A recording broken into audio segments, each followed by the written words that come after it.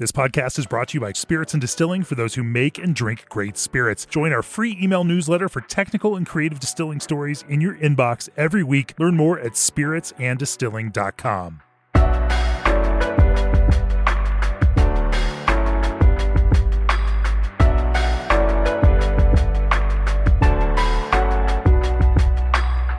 Hello and welcome to episode 45 of the Craft Spirits and Distilling podcast. I'm your host, Molly Troupe. Today I'm joined by John Angus, and we're going to deep dive into the world of science, more specifically the world of whiskey flavor. Before we do so, G&D Chillers understands that each distillery's chilling requirements are unique. On every distillery project, G&D offers the front-end design and engineering your team needs at no cost to you. Sid Delaray from Filibuster Distillery says, "From the design and engineering to installation and startup, G&D was easy to work with. We've had great customer service since commissioning our chiller, and I'd highly recommend them for any distillery system. Reach out for a quote today at gdchillers.com. Thank you so much for being here today. I'm so excited to get to speak with you about the science behind whiskey flavor. Well, thank you very much for having me on. It's a privilege, and I've been listening for quite a while, so I'm very eager to get dug in. Love that. Okay, so first question. You have a degree in chemistry, and you work as a higher scientific officer for the UK government. What has led you to the world of spirits? Yeah, it's been a long road. Lots of twists in the road. But like you say, I've got a degree in chemistry. I took a little detour to become a science teacher for a few years. And then I wanted to get back into science. So that led me back to the University of York, where I worked in the field of biorenewables as a process development technologist. And there I got to work on projects that were looking to sort of valorize organic waste. So if you've got spent grain, if you've got fermentation byproducts, whatever it might be, we would look at how we could extract value from that waste. And in the course of working there over many years, I got to work with a few local breweries and distilleries in the area. And thankfully, when you get to work with these businesses, you always get invited for a little tour around the facility. You get to see how it's all made, how the magic happens, how each distillery approaches making their spirit, how they go about varying up the recipe, what factors affect their spirit in what way. And that's really stuck with me, and I really enjoyed that. And even though I had to leave the university as there was a little bit of downsizing, I couldn't get rid of that itch. And it's just something that ever since I've just wanted to move into. So, long way of saying that I got to work with some distilleries and I really enjoyed it and I really, really loved it. And I just want to continue working in that environment. So that's a fascinating kind of segue into the world of spirits. And since then, how did you start getting more involved? Well, to begin with, I just wanted to really start networking and start looking at possibilities of working in a distillery environment. And I moved to LinkedIn to do that. And I started learning for fun about, a lot of the different aspects that come with distilling. So whether or not that's the actual brewing, the fermentation, the distilling, the maturation, whatever it might be. And I started to dive into the chemistry of it because I found that very interesting. And I thought, to begin with, as a interesting way of maybe networking and, demonstrating some of my skills, that I would create these graphics and share them on LinkedIn with the potential to maybe network with more people and see what came from it. Yeah. When you first started this, I'm sure your network has grown tremendously since you started. But do you remember like the first person who like really reached out to kind of tell you, hey, I like what you're doing? Yeah, I mean, one person that's been consistently doing that is Martin Duffy, who I think everyone in the business knows.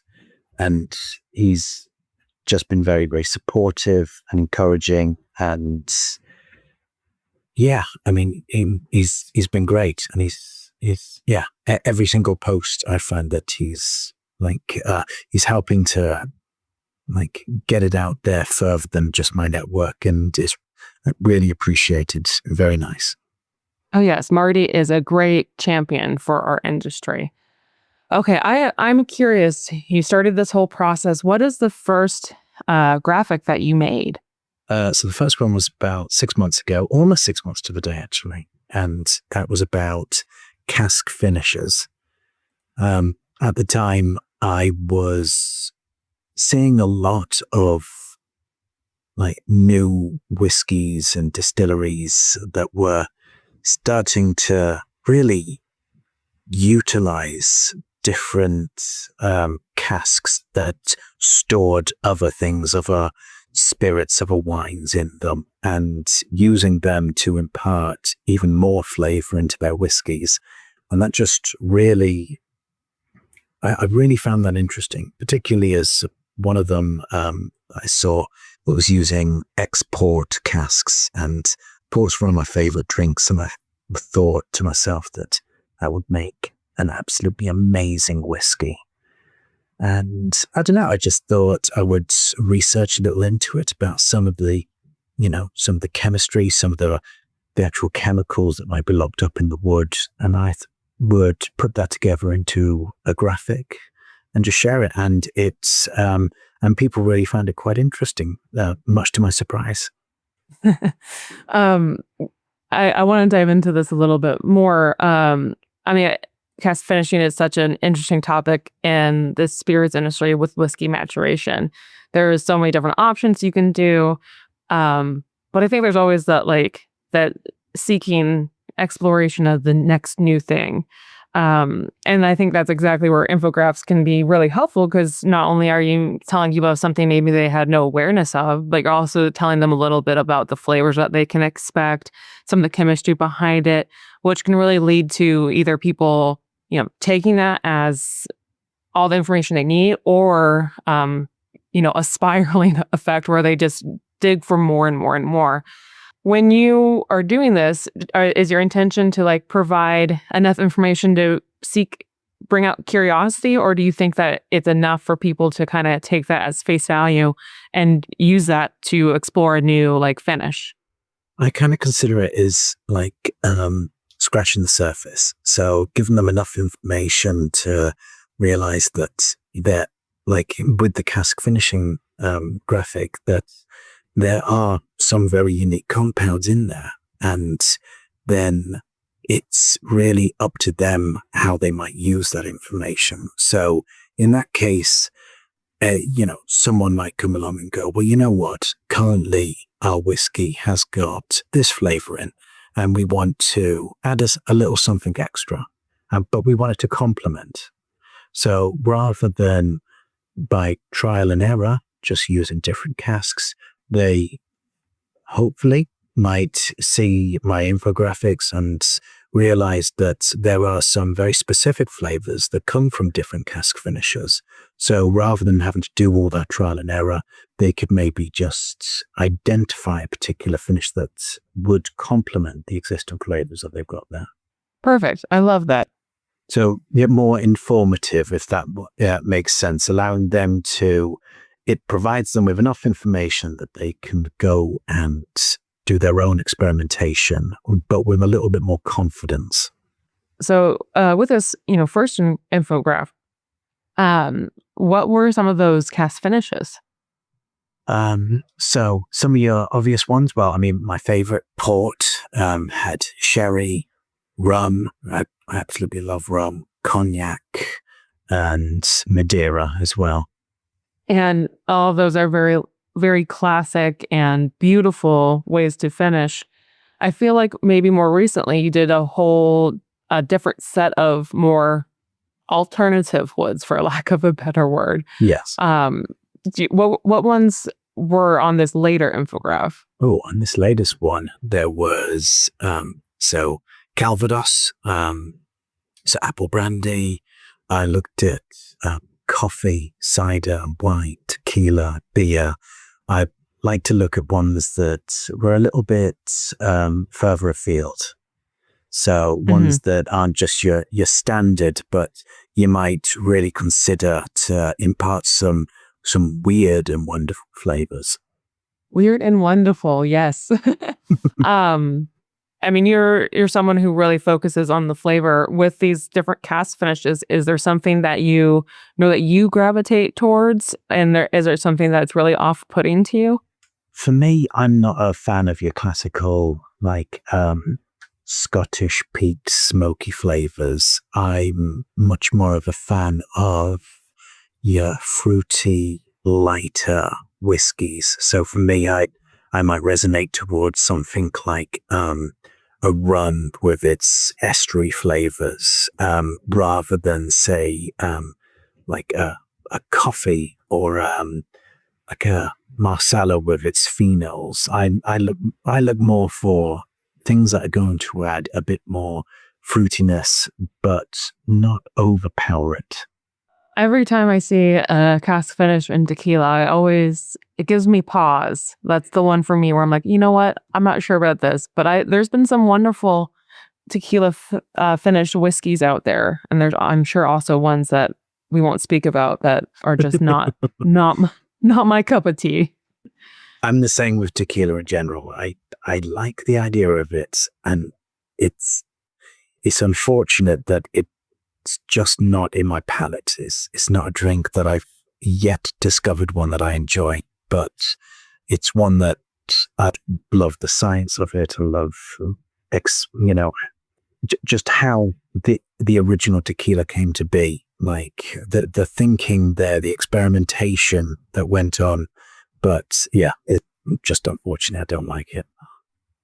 I know. I am very weird when it comes to sensory as well for this, because I don't much enjoy tequila, but I do like mezcal. And that is, I think, mostly mental for me, which, that is sensory for you. Absolutely. It's strange like that. Everyone's got their own weird quirk about what they do or don't like. And I've tried, but I've yet to find that one. And I'm hoping that there is one out there that changes my mind about it. One of these days, the needle in the haystack will appear. So, I obviously, I think it's been 6 months, or I mean, it must be just around there, that I have been kind of following your journey online, and seeing the infographics that you've put out.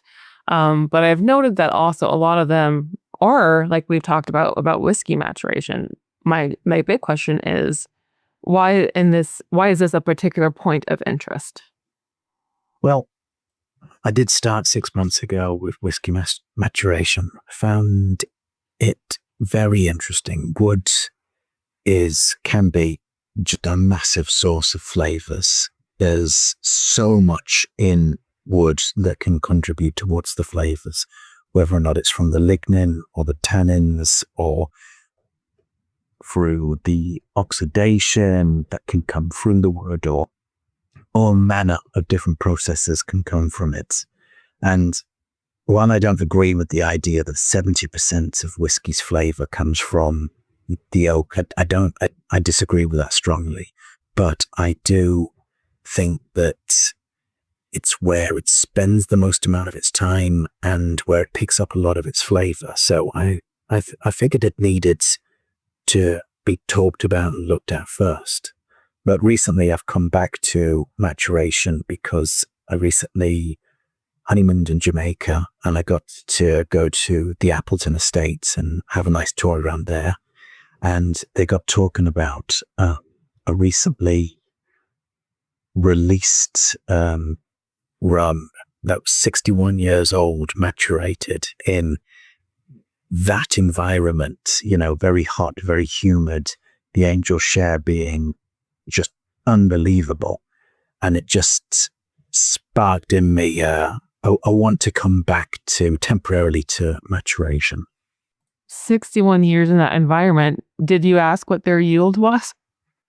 Well, I didn't ask that exact question, but they did explain that some of their, like quite a lot of the casks, there was so little left in them that what they ended up doing is pooling together the contents of several casks into one, just to make sure that it wasn't just, 90% headspace in the barrel. Oh, yes. So kind of more of a Solera style brandy maturation at that point, which makes absolute sense when you are working with that much age and such a tiny, tiny volume. Though 61 years in that environment, I would be shocked that they weren't just empty. Well, what gets me is they were saying that in 2061, someone might correct me on that date, but they were saying that they want to release a 100-year-old statement. Wow. Yeah. I don't know how they're doing it. Yeah. I mean, I hope to see the day when that happens, because that's incredibly impressive. If anyone in the industry would be in awe to see that such an old product in such an environment like that, the world has not seen that before, unless it's been accidentally cast aside and forgotten. But I would imagine not even then. I mean, it's also just quite an investment. I mean, what the Angel share to any distillery is, you're talking massive amounts of money, and that must be costing them a lot. So I'm very impressed that they're going ahead with that experiment. It's very impressive. Yeah, absolutely. Well, I'd love to kind of dive into some of the terms that we're using. I imagine a lot of people on this podcast are familiar, but I'd just love to kind of give a little bit of an overview. So one of the first things let's work to define and just talk about more is angel share. So I would love to have a little definition of angel share, and let's just talk about what to expect, in Jamaica potentially and versus, Scotland. Oh, absolutely. I mean, angel share, this isn't going to be a textbook definition, but just refers to the loss of ethanol and water that you have in the barrel over time. Essentially, ethanol, water, oxygen, etc. These, when they volatilize in the barrel, they evaporate over time. They can make their way through the pores in the wood, and over time, over years, there will be a significant amount of either water or ethanol loss over time. And that's what we talk about the angel share. The angel's taken their sip from the barrels over time. And some of the factors that go into influencing angel share are humidity and temperature. There's a wild difference between climates like Jamaica and Scotland, right? Absolutely. I mean, Scotland can still be humid, but nothing on the level of Jamaica. So it was quite interesting, because when you are in an environment that is so humid like Jamaica, because you've got constant pressure of water, like essentially of water vapor already around that barrel, it actually suppresses the evaporation of water from inside the cask. So if you've suppressed that evaporation of water, it means that the other component that makes up the bulk of that mixture, the ethanol, is then going to do much more evaporating than the water. So this will lead to a loss of ethanol over time, so a reduction of ABV inside the cask. Whereas maybe not so much in Scotland, because it can still be quite wet and humid, but maybe in some parts of America, the desert, where it can be quite dry, where the humidity is so low, you then don't have as much water vapor in the air, nowhere near as much. So what that means is that water from inside the cask can then evaporate and make its way through the barrel at a much faster rate. And this can actually lead to, in some cases, to more water evaporating than ethanol, and strangely actually increasing the ABV inside the cask. So it is a combination of those factors of, well, humidity will determine which component, the water or the ethanol, will evaporate fastest and what rate. And the temperature will determine just how fast both those are going to evaporate. So in a climate like Jamaica that is, not quite equatorial, but certainly it maintains a warm temperature throughout the year, you're going to see much higher rates of evaporation. And with that humidity, it's going to be, quite a lot of it is going to be ethanol. So you're going to be losing quite a large amount of the ethanol each year. Whereas in Scotland, where it's a lot cooler, the rate of evaporation will be much lower. So you will be losing a lot less of your product. I hope that sums it up nicely. I don't know if I start to ramble there a bit. No, that sounds great. I just love to use, Texas in here as an example of not, well, depending on where you are in Texas, not super humid and very, very hot. And the amount of alcohol increase you can have on a 4-year product. Bourbon has a strict 125 and no higher. A lot of them put it in barrel at 125 proof. And you can see stuff that hits the market at cask strength in the 140 proof range. And that's an insane alcohol creep over time.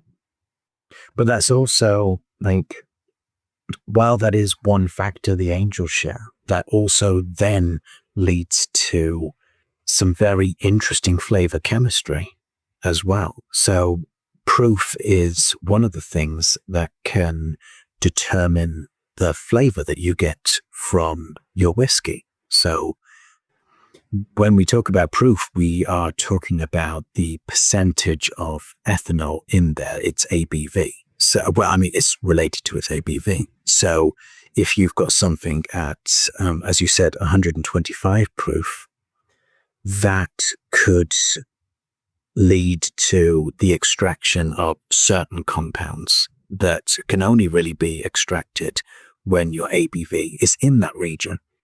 But as ABV changes, either by having a higher water content or even more ethanol, then you start to extract other chemicals that weren't extractable before.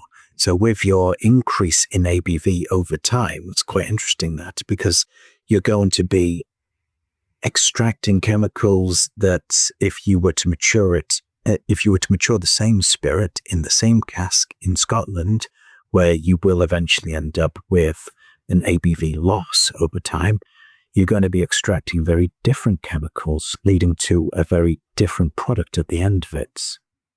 Yeah, I think it would be a fun kind of exercise to compare that same whiskey put into the same type of barrel, but one matured in Texas versus one matured in Scotland. What is some of the different chemical compounds that would impart different flavors as that aging process occurred over, let's just say, let's not put a limit on age, but what would be some of those processes that would happen? Where would it lead the whiskey? To be honest, there is no model at the moment that would say for certain what would happen. But certainly what would happen is certain things like the extraction of, say, vanillin and whiskey lactones, etc. There would be differences in how they would be extracted if you started with a certain ABV and you worked your way up, as opposed to if you worked your way down. Certain chemicals are much more soluble in water. Certain chemicals are much more soluble in ethanol. So as that matrix, as that composition inside the barrel changes, it's going to make the extraction, the solubility of certain compounds will change over time. So to define it exactly would be quite difficult, particularly off the top of my head, but it would, you would result in very different chemicals over time. Yeah, definitely. It is a whole kind of black box in terms of, what we know about maturation. You can, fill a whole room. There are very complex um, matrices that we just don't fully grasp because there is, you just change one aspect of it. We don't know what kind of compounding effect that will have. But I do love what I think is really interesting that especially when you're just kind of starting your maturation journey, you think, hey, or you hear on a tour, you say, I put it into a barrel and I'm going to get more vanilla and caramel tones, and that's why whiskey tastes that way. But it's incredibly complex where if you put a barrel of the same whiskey at 100 proof versus 125 proof, what kind of percentage of vanilla are you going to get? Are you going to get at a lower ABV more mouthfeel components than you would in higher ABV? And I mean, that's stuff that most places are kind of experimenting with to see what those results are on a very granular scale. And that information is not necessarily out there. But one of the great things to kind of like follow when you're in this small stage is, what are the compounds that you have access to in barrel maturation that are water soluble? What are the ones that are more alcohol soluble? And what are some of the other factors that will affect extraction? Well, that's an excellent question. I think that would also make for an excellent post, is listing certainly what some chemicals that would be extracted better at certain proofs. I think I may actually have something somewhere about that. But then there are also other factors that will also impact flavor, as you say as well. And that can be things like how the barrel is prepared. Has it been toasted? Has it been charred? It can also depend on what was the composition of the new make that went into it, how oxidation is interacting with some of the chemicals inside of that new make spirit. It's a whole smorgasbord of chemistry, and frankly, it's almost impossible to sort of model how any one whiskey would turn out, without having to do the tried and tested method of taking a sample and tasting it as it goes on. It's fascinating to talk about why this is also so hard to model in a real like science arena, in a real like chemistry lab. Why is barrel aging so hard to model? And I mean, I'll gonna let you get into it, but the real world application for this is so different as well than just a lab setting. And it's the same to me as someone trying to take the components of whiskey that we know and understand from a chemical level, and then trying to take those chemicals and add it to just lab grade ethanol. Like those things are not equal. And so trying to like make lab setups to determine, what exactly is going to happen in the aging is also, there's just gaps there. But I mean, I'd love to have a conversation with you about, maybe why or where there are gaps, or, if you know of any research that's been going on that might kind of add some light to this material as well. Yeah, I mean, I think, so I've been talking about the gaps to begin with. I think it's not just as simple as you put your new make spirit into a cask and you leave it for a few years, because there's also just hundreds of things occurring to it. So you've got the ambient temperature. So that's going to determine things like your angel share. But, also as you lose liquid, you're concentrating at the same time. You've got various chemicals that are being extracted from the wood. But this can also change from forest to forest and tree to tree. You've got things like oxidation occurring. So oxygen is ingressing into the barrel and it is reacting with the ethanol. It's producing esters. You've then also got other esters that are potentially deesterifying, so breaking down into their base components. You've got lignin extraction. You've got day and night heat cycles. So it'll get hot during the day. It will cool down during the night. You will end up with water permeating much deeper into the cask. You've then got the liquids coming back out of it as it cools down. You've got seasonal temperature variations. There's so much there that trying to mimic that in a lab setting is incredibly difficult. I mean, even if you were to just take a very small barrel, a much smaller barrel, and you wanted to, have hundreds of senses in there, like even just doing that, you've changed one of the factors there. You've got a much higher surface area. So you've changed one of the factors. You could put it into a normal size barrel. You could do all of these sensors into a normal one, but you could end up with two barrels sat side by side in the same rick house they've come from the same tree. And you might end up with subtle differences. And we're at a point where currently I don't think there's enough understanding to sort of say, hey, this whiskey, if we were to do this normally, this whiskey would have exactly these concentrations of chemicals. So let's put them all together and, we can make that whiskey in the lab. In theory, that works, but in reality, there are so many of these subtle changes and subtle chemistry that's constantly going on over these years that it's almost impossible to predict what the final whiskey would be like.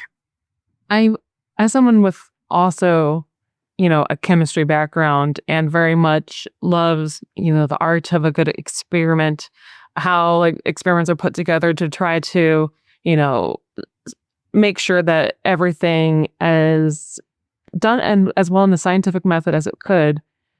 It's really interesting to try to do these experiments or try to even wrap your head around what kind of experiments could be done to look at aging or so many other processes for spirits. Does that kind of drive you crazy as a chemist? Or is it fascinating? I mean, yeah, it is fascinating. And it is something where I think it would be one of those things where I could spend the next 30, 40 years trying to understand it.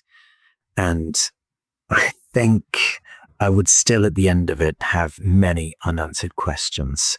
And I think it's one of those things where you have to have a bit of a balance between, I would love to know everything about it, but at the same time, I also just want to drink it and I just want to enjoy it as well.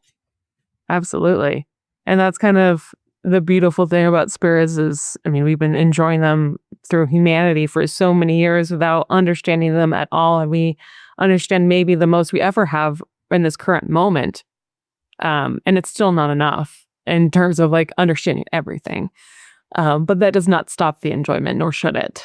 But, I find it really interesting with all this information, with your background in chemistry.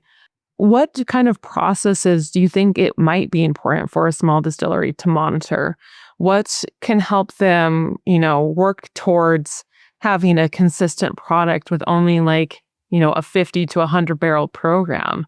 Is there anything that they should be tracking, or is there, what's your perspective on that?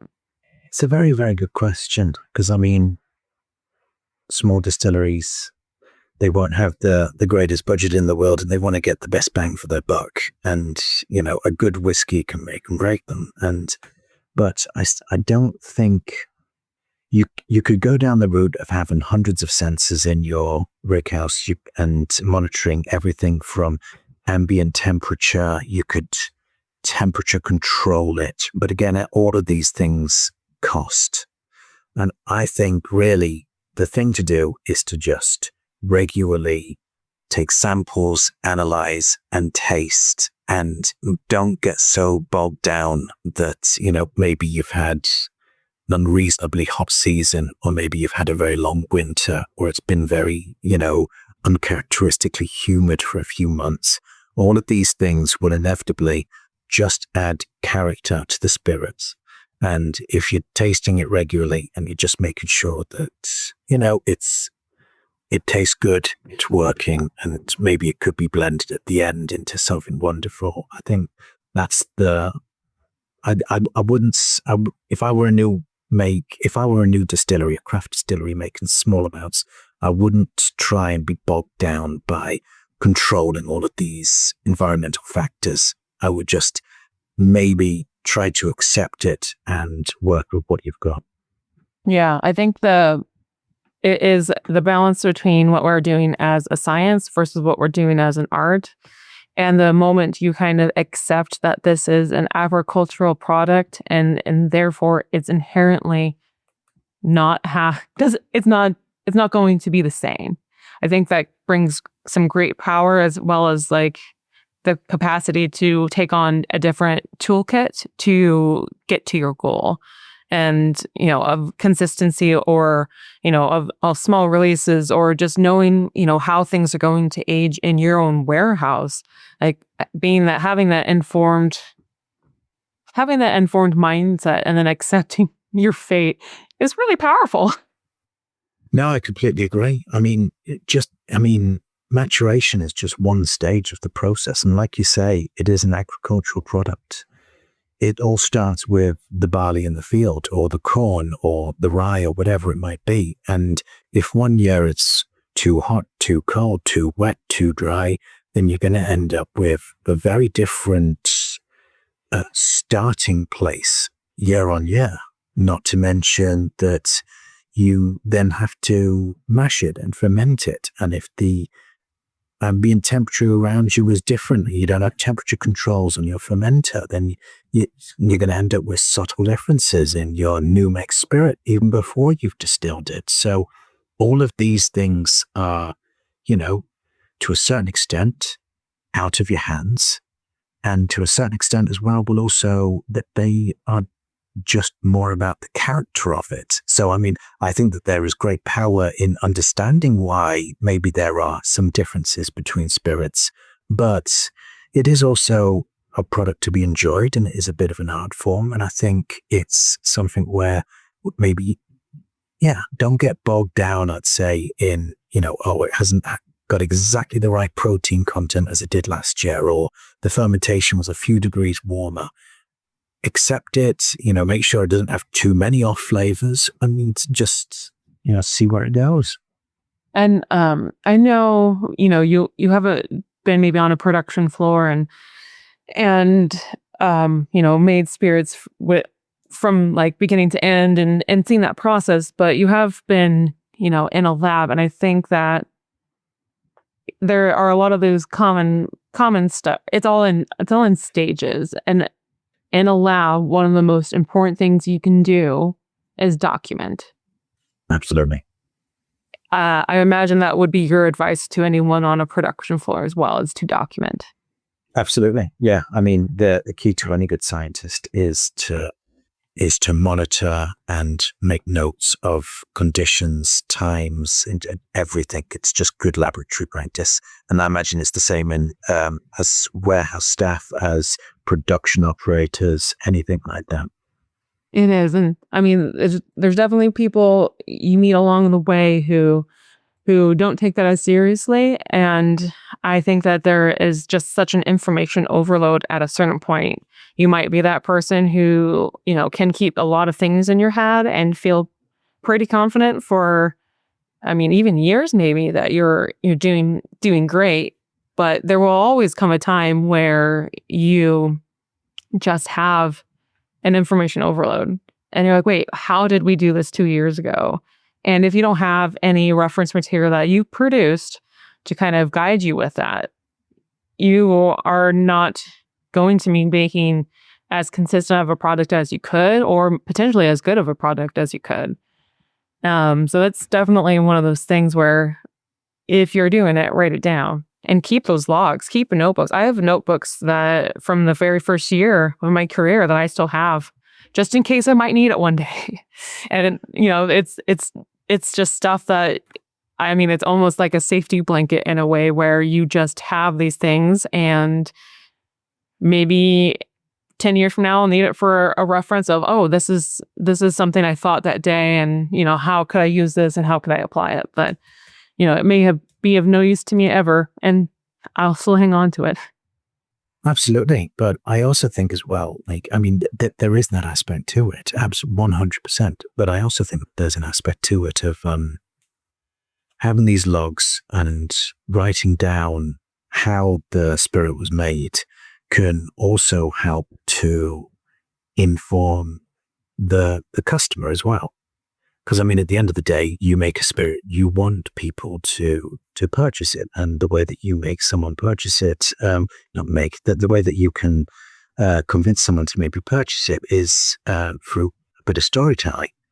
And if you want to sell a really good story, then, telling them a bit about how it's made, why it's unique, why there's certain flavors there, how the crop and how all these little differences in the production and the way in which it was, matured, all of these things help to build a bigger picture and a better story. And personally for me, it would help to convince me to purchase that and to try it. I love that.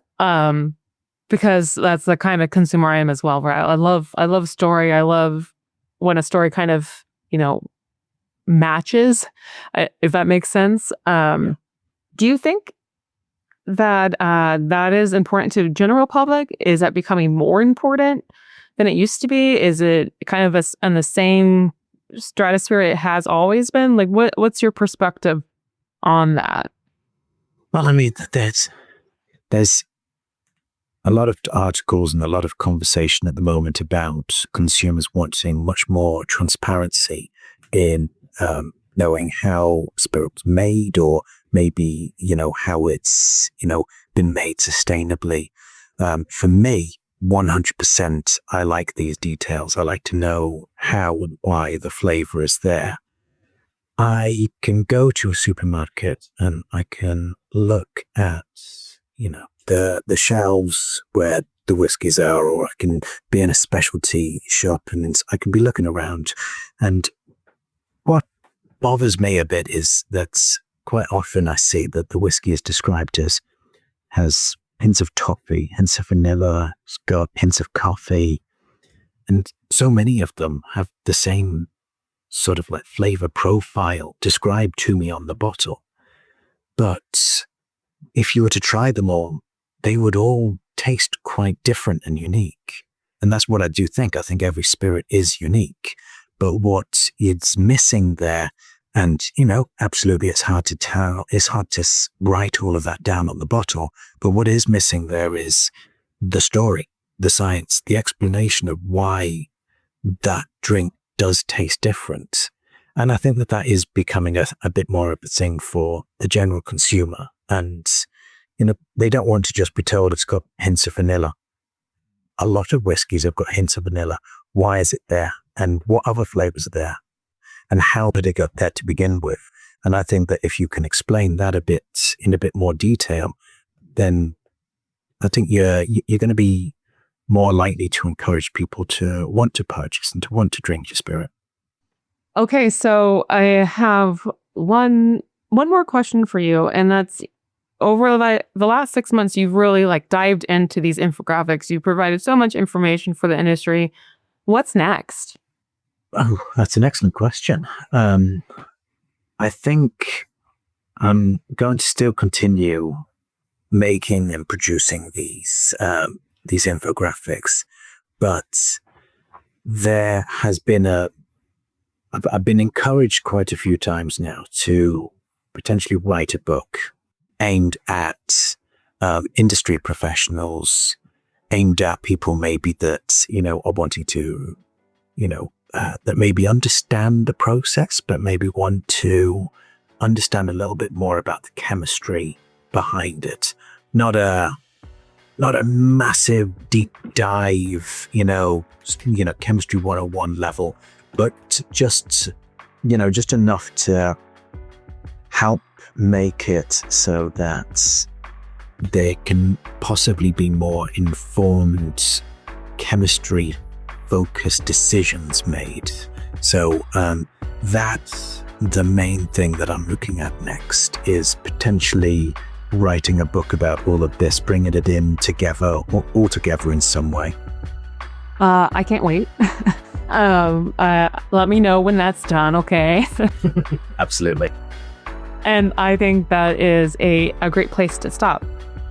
For more than 30 years, G&D Chillers has had the proven solution for distilleries. Visit them today at gdchillers.com. If you've enjoyed this podcast, go to spiritsanddistilling.com and sign up for our free newsletter featuring new stories every week from some of the best writers and distillers in the distilling world. If people want to learn a little bit more about what you've been working on, how can they find out more? Pretty simple. Just go to LinkedIn. On there, just John Angus. Just search for me. Pretty easy to find. And if you're not someone that's always on LinkedIn, unlike myself, sign up for my newsletter, The Distilled Edit, where I break down my posts from the previous weeks and some deep dives into the chemistry, a little bit more of what I can usually do in a post. Love it. Okay. Thank you so much for being here today, John. We'll be back in another 2 weeks with an in-depth distilling conversation. Thanks for joining us, everyone. Cheers.